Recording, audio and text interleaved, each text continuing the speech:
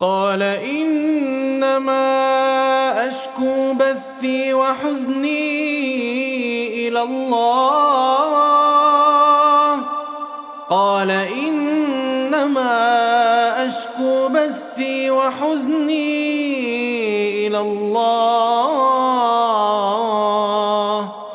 وأعلم من الله ما لا تعلمون